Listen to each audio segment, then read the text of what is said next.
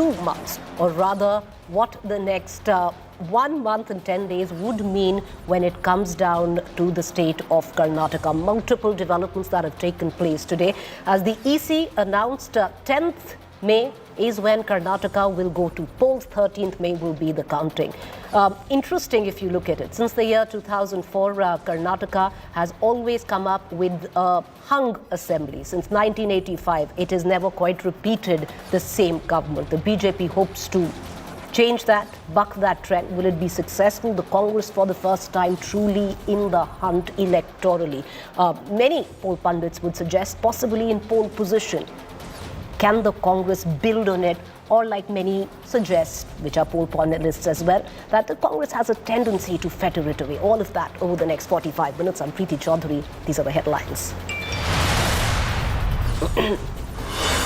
Massive suspense over Amritpal's surrender. Security tightened in Amritsar. Fugitive Amritpal releases video from hiding place victim and calls for mobilization.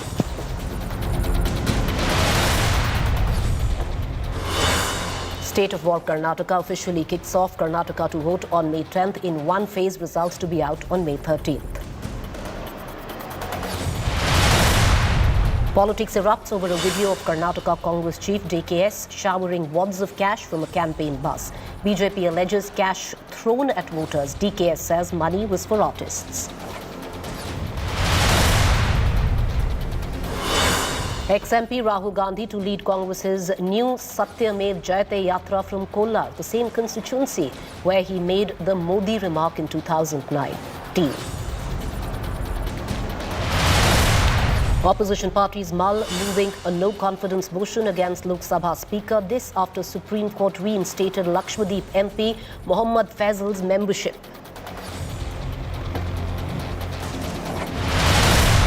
Namibia cheetah gives birth to 4 cubs at MP's Kuno National Park 3 days after Sasha, one of the cheetahs, had died due to kidney ailment. But these pictures warm your heart.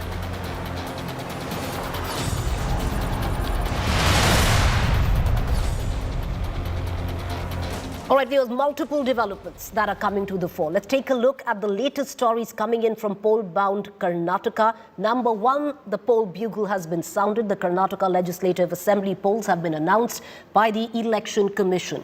The state goes to elections on the 10th of May and counting of votes to be held on the 13th. With the term for the 2023 Karnataka Assembly ending on the 24th, the state is all set to elect a fresh 224-member contingent. The other big development, Congress leader Rahul Gandhi now to kickstart a rally called Satyameva Jayate on April 5th from Kolar. This would kickstart Rahul Gandhi's poll campaign in Karnataka. Remember, it was in Kolar where Rahul made what is now being termed by the Gujarat court defamatory, the Modi remark, which led to his subsequent disqualification. Karnataka Chief Minister Basavaraj Bommai has now accused the state chief Congress DK Shivakumar of poaching BJP MLAs, offering party tickets. He further accused the Congress and JDS of making a deal after an allegedly meeting in Hyderabad. The Congress says the BJP is on a back foot. And a side note, the Aam Aadmi Party will also fight in the upcoming Karnataka Assembly elections. AAP will contest all 224 seats in Karnataka. Earlier, party senior leaders released the party's manifesto for the ensuing polls earlier in the day. But will this just be a token fight by Arvind Kejriwal, where he trains his guns on elections coming in later in the year on states like Madhya Pradesh, Rajasthan, Chhattisgarh? And as Karnataka edges closer to the assembly election, State Congress Chief DK Shivakumar was spotted showering 500 rupee notes at artists carrying deities near Bevinnahalli in Mandya district during the Praja Dhwani Yatra organized by Congress party in Sri Nagapatna.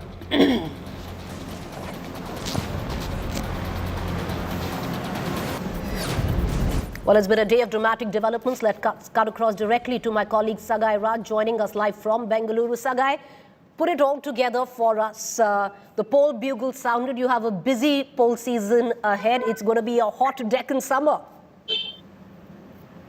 Absolutely, it is a hot summer, and probably the weather is changing now. And you can see in the evening, the temperature has become different, and it is old Bengaluru.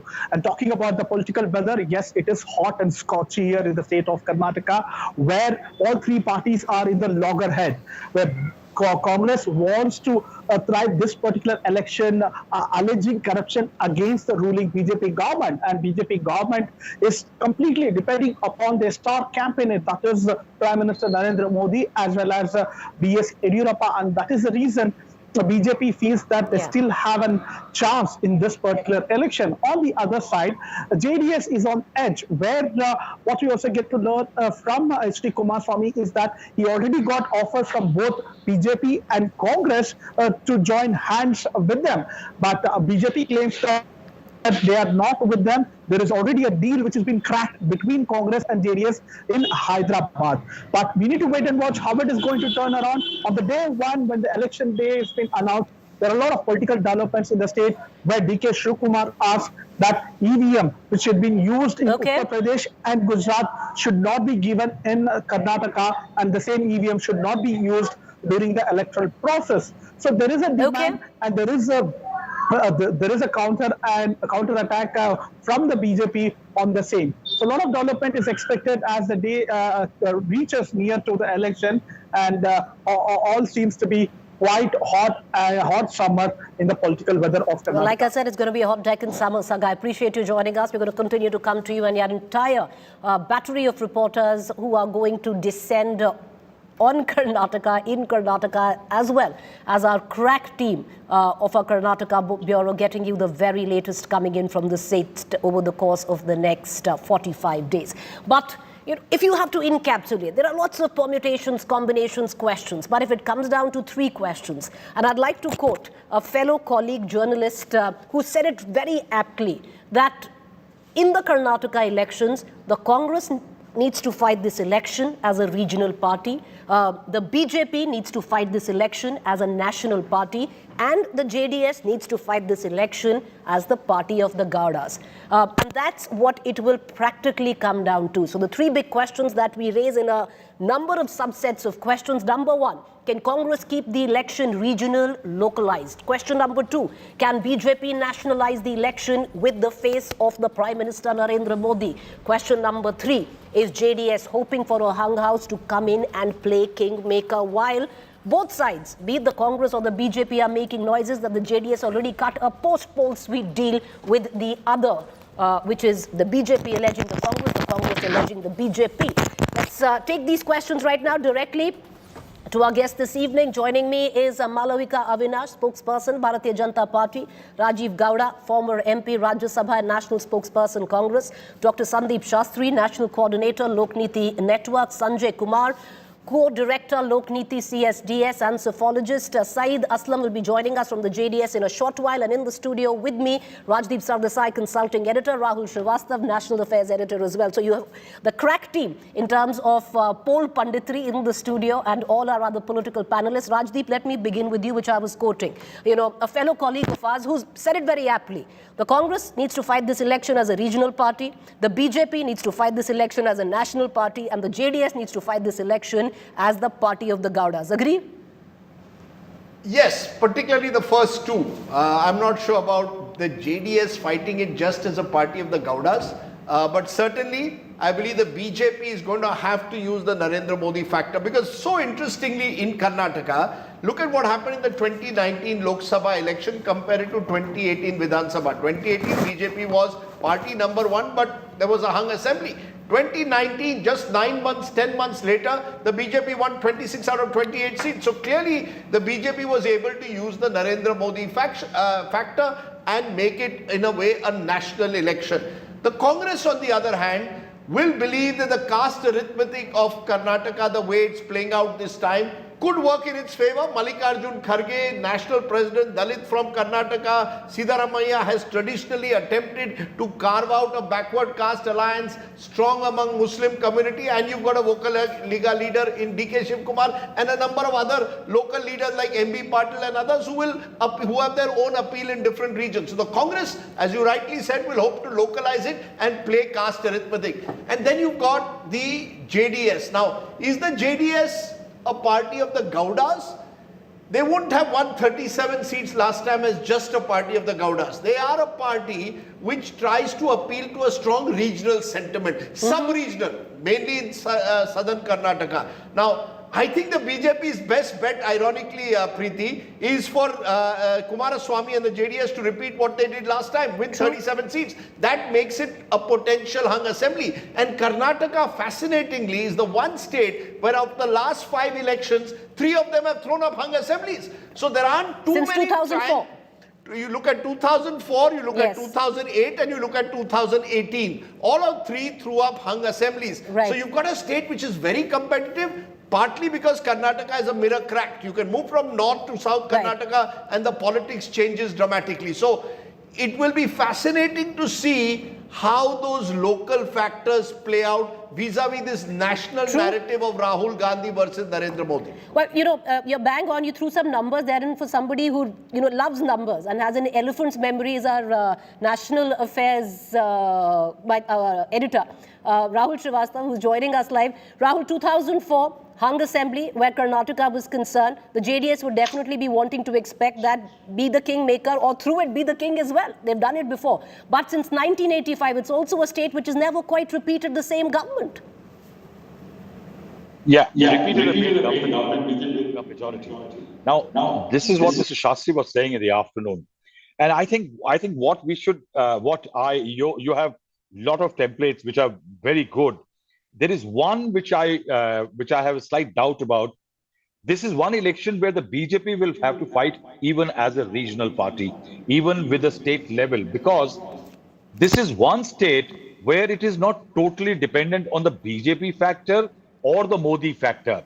There is a Yadurappa factor, and that Yadurappa makes the election as local for the BJP as anybody else, as the Congress. I think it's an amazing election. See, very rarely it happens that the election dates are announced and you've got one senior leader of one party throwing videos of him throwing currency notes from a van, and you've got another leader who says that I'll contest 2 seats, and the trading of charges begins instantly. It's a critical election for the BJP because Karnataka is toehold into South, the only state which tells BJP or tells everybody that BJP is perhaps a pan-Indian party, even in South India. The second element for the BJP, all its strengths for the last few years in Karnataka and other states, be it Yadurappa, the Lingayat vote, good governance, corruption, and strong anti-corruption image, all those stands are going to get tested because that's where the BJP seems weak today. For the Congress and the opposition, what an election. First big state of 2023, ahead of 2024. There is so much of chatter about opposition coming together. So the Congress has to prove it can take smaller parties with itself, and smaller parties have to show that they can actually coexist with Congress and perhaps create an ecosystem in which BJP can be defeated. Well, I want to bring in Rajiv Gowda because you spoke about the Congress. Because Rajiv, away from every other election, would you reckon, this is your moment of reckoning? Because A, you're fighting this big national battle, which has put the spotlight back on Rahul Gandhi in a way that many say that it could turn things in his favor or against him. Like he's got this huge political opportunity. It's how he actually uses it. On the other hand, it's backed by an election where many also suggest you're in pole position. So this is a moment which you could really bank on. Absolutely.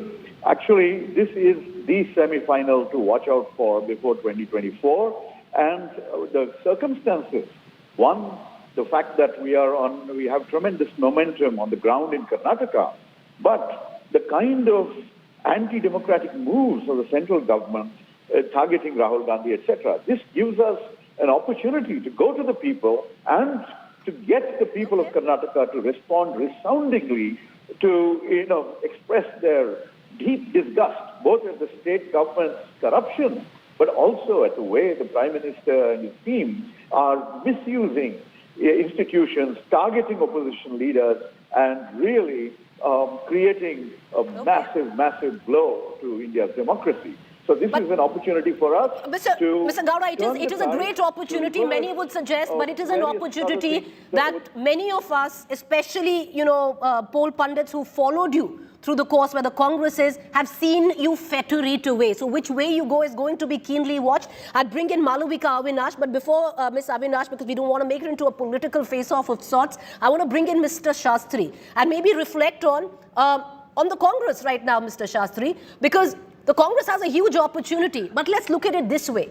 If the Congress wants to or needs to regionalize this election, make it local, hyper-local about local regional issues, a little contradictory that today the press conference started with Rahul's first mega yatra from Kollar, the same place where in 2019 he made what is now being alleged as a defamatory speech. So are we going to make this about Rahul Gandhi, make it national? Or are we going to not make it about Rahul Gandhi and play the hyper-local regional narrative? Preeti, I would start off with a comment you made about your colleague who said for the Congress it is the regional issue. While there is truth in that, I would say it does not cover the entire picture. Raji would endorse my point that in the past history of Karnataka, Congress has had several opportunities, but they have had the knack to snatch defeat from the jaws of victory. And that's something they need to be very, very, very careful of this time if they need to go forward. They are focusing on local issues, and I think Rahul Gandhi's disqualification gave them an opportunity to pan in the national canvas. But I think strategically, the Congress is looking at local issues simply because the BJP wants to focus on national issues and its national leadership. And therefore, it makes sense for the Congress to focus on the fact that there is a government of the BJP in the state, and maybe it's a good idea to focus on the state.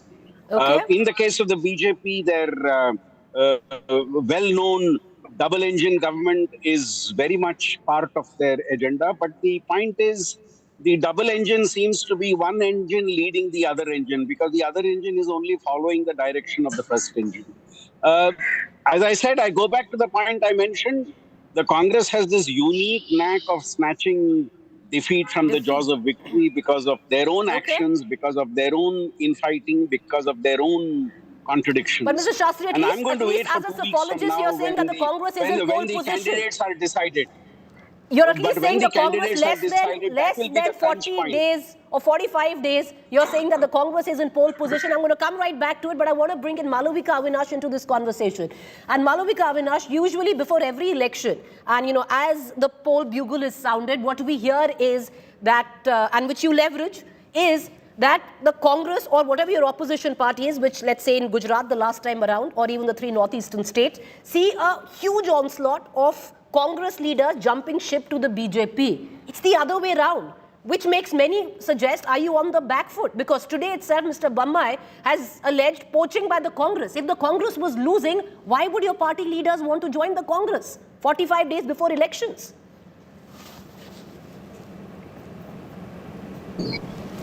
If the Congress was winning on its own, why would they be poaching members from the BJP? I ask you that right back. Therefore, we are going to continue with the pro-incumbency run of the BJP that you've seen in Uttar Pradesh as well as Gujarat. And Karnataka, both the government in the state as well as the national government has done enough for the people of Karnataka to seek a mandate all over again. And we do hope that this time it's a full mandate for the BJP so that, we get to begin from where we are leaving off today. Okay, I want to bring in Mr. Kumar, and then we'll come back to Rajdeep Sardesai. Mr. Kumar, psephology-wise, if you're sitting here and you're looking at the way Karnataka's panned out right now, would you say the Congress is in pole position, or do you say it's dead heat right now?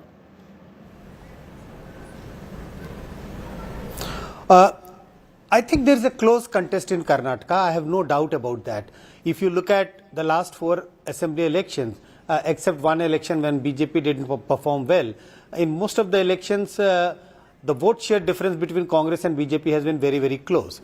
But the way government has performed during last 5 years, there has been allegations of corruptions, etc. So BJP seems to be a little on the back foot. I think Congress, when the campaign starts, Congress would mount a campaign against BJP on the charges of corruption. So BJP seems to be a little back foot if I look at the way government has performed during last 5 years. But still, I say back foot, but again, what gives BJP a slight edge, in my opinion, over others is the divided opposition. Look at, earlier we had witnessed 3-cornered contest in Karnataka. Now this time this is going to be a 4-cornered contest. Congress, JDS and Aam Aadmi Party is also contesting. Aam Aadmi Party has made it clear that they are going to contest all 224 assembly elections. But Mr. Kumar, isn't that just a token fight for the Aam Aadmi Party? The sheer fact they need to contest it because they build a unit there. For BJP by default. So it is a close contest. Congress is in a close contest, but I won't say that Congress is in such a dominant position that they can win hands down this election in Karnataka. All right, okay. But there's a larger question. The Aam Aadmi Party fighting 224 seats. Well, the Aam Aadmi Party at one point of time had invested a lot of leadership as well as money into trying and creating a unit. Fought local body elections, saw limited success and thought that they could go for the big haul where Karnataka was concerned. But off late, it does seem that the Aam Aadmi Party has stepped back and this is going to be a token fight for them. They can't not fight because you have a unit. What does the unit do? But will they fight like they fought in Gujarat? That's the big question. It doesn't seem so. Because even now, over the next 10 days, you have Arvind Kejriwal who would practically be going to other states which are going into elections later this year than to Karnataka. So maybe a micro picture of that. But, it's interesting because when we were young, we used to play these trump cards games and the biggest stars we used to throw. So let's just do that where the BJP is concerned. 3 big names which the BJP is going to be fighting under. The BJP, instead of JP Nadda, that had to be the Prime Minister Modi because they're going to nationalize this election. And Rajdeep smiling because,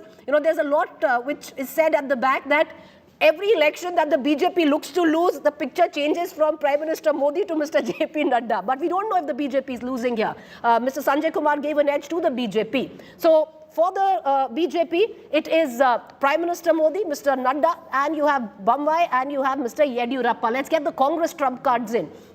No, but why is Mr. Modi not there? Why have you not put Mr. Modi there? Yes, Mr. Modi has to be there. Mr. Modi has to be there. But let's bring in the Congress. Let's bring in the Congress there. Now, the Congress also has 3 trump cards. You have Siddaramaiah, you have DK Shivakumar, and you have, all right, you have the Congress president, Mr. Khadge. But this should have also been Rahul Gandhi because they are using Rahul Gandhi. It's not that they're not using him, but how much will they use him? But there are the others in the lot as well. Of course, the third corner, JDS, you have both the father and the son.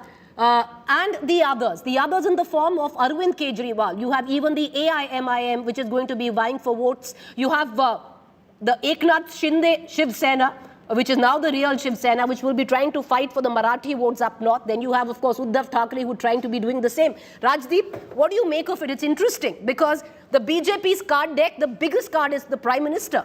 Absolutely, and I would like to know why you didn't include him. Was that deliberate or otherwise? It seemed that whenever the BJP is facing a tough battle, we make sure that Mr. Modi's face is not there and that of Mr. Nadda. But of those 3 faces, the only one who really matters is Mr. Yediyurappa. And I think there is a difference between the Yediyurappa 10 years ago and the Yediyurappa today. Let's be honest. Here was someone who was made Chief Minister, came back in 2019, was removed in 2021. And now the BJP has virtually gone back to him. In that speech that the Prime Minister gave in Shimoga, he didn't mention Mr. Bommai was full of praise for Mr. Yediyurappa. Mr. Yediyurappa is a rare leader in the BJP for whom the Margdarshak Mandal doesn't operate. He's 78 and counting, and the reason that they had to go back to him is clearly they don't have a Lingayat leader of substance. My belief is, why should Mr. Yediyurappa, when he knows he's not going to be made Chief Minister, work as hard as he did a decade ago? And without Mr. Yediyurappa, I really don't see how the BJP can hold on to the Lingayat vote, without which it cannot even become the single largest party. Please appreciate, the BJP has never won a majority in Karnataka. It was not a natural BJP state. So the BJP has a tough ride. Plus, and a final point here, if you look at anti-incumbency over the years, in the last 20 years, whichever government has been in power has reduced in numbers in the election that follows. And look at the manner in the number of people who are now switching from the BJP to the Congress. Karnataka is the ultimate weather vane state. I have some fascinating figures. Okay. More than half the ministers in the state cabinet have done multiple features. Will you hold on to this? Will you hold on? We're going to a break. I want to bring in Malvika and Avinash, and you give us these figures because you're going to be talking about the issues like corruption, civic issues of the other side of the break. None of them matter. Okay. In Karnataka, caste matters. Okay. In Karnataka, anti-incumbency matters. Okay. Of every 6 MLAs in Karnataka, they've been elected in Malvika, Avinash, I'm going to take you very quickly because we were talking about the BJP trump cards, and Rajdeep holds that every time that the BJP could be on the cusp of losing an election, the picture changes from Mr. Modi to Mr. Nadda, like it happened in Himachal. While Gujarat, you had Mr. Modi. Malvika, Avinash, your producer must take responsibility. Okay. Why does your producer not show Mr. Modi? But okay, can I... No. He's our producer, Rajdeep. May I come in? But, May I come in? Yeah. Okay, I want to bring in Malvika Avinash on Both this. to Ms. Malvika Avinash, the Choudhry question and Mr. is, Sardesai, if the I don't BJP is find it looking funny at a at big all. win, If it's Modi your who's team projected has as the missed big putting face. up, If the BJP is looking our at being an Prime Minister's iffy and a picture, tough then contest, it's Mr. I Nadda. don't see the reason for the slip. No, I don't see a reason for this slip, and if they have done so, perhaps they have done so, they have missed out on Rahul Gandhi also. I do not find it funny at all. And the Prime Minister of India is indeed the leader of the BJP and has made us very proud and has won several elections for us. And therefore, what is wrong if we do project him as our face of the elections? So I do not see what is so amusing about it. I don't find anything funny there. Ma'am, you got it wrong. And Our I channel do take has not objection shown to Mr. the manner Modi. in which you It's not you. putting The forth these BJP is images, projecting because they're Mr. all your Modi, choice. Have you asked me Preeti's who are the ones producer that has we not want to shown him. project? I cannot hear Mr. Sardesai. However, have you asked me before doing what you have? So I do not think that it's right on your part to even, All right, take the We're going to go discussion into a quick break and we're going to come right back with the latest. Stay with us.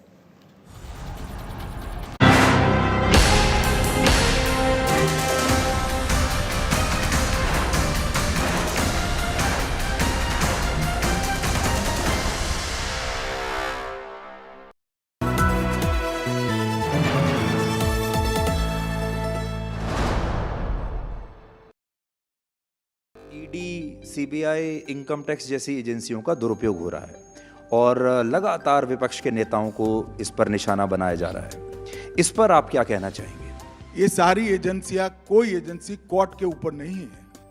किसी भी notice को भी आप court में challenge कर सकते हैं, एक। किसी भी एफआईआर को कोर्ट में चैलेंज कर सकते हैं, दो। और किसी भी चार्जशीट को भी कोर्ट में चैलेंज कर रहे हैं, तीन। भाई कोर्ट में जाने की जगह यहां पर हो हल्ला कर क्या होगा? और बहुत हमारी पार्टी में तो कम है, उनकी पार्टी में ढेर सारे अच्छे वकील हैं।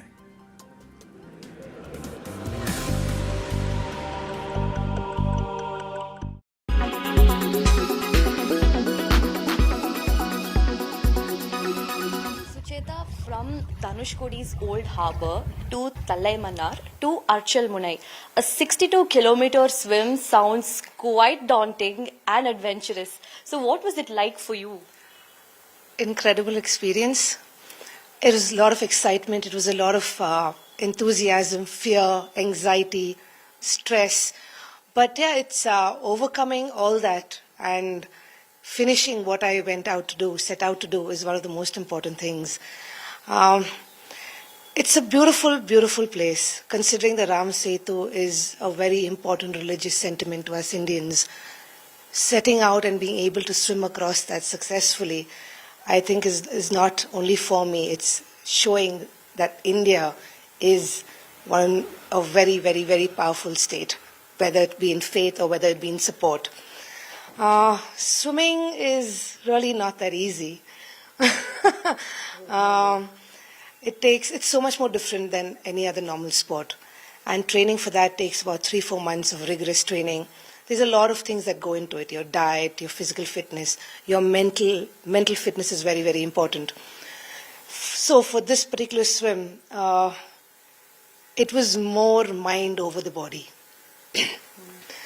You can keep pushing as much as you can, but the mind needs to also be able to push with your physical capacity.